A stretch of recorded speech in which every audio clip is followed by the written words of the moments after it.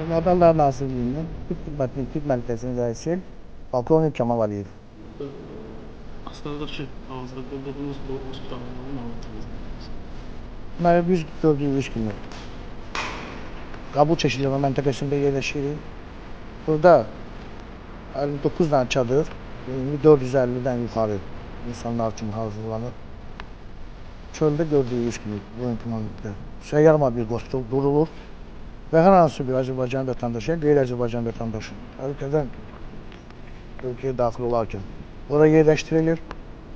Burada bir-bir həmin səyyar qoşulda müayinədən keçirilir. Müayinənin nəticəsində hər hansı bir şübhə yaranırsa, xüsusi texnika ilə səhiyyə ocaqlarına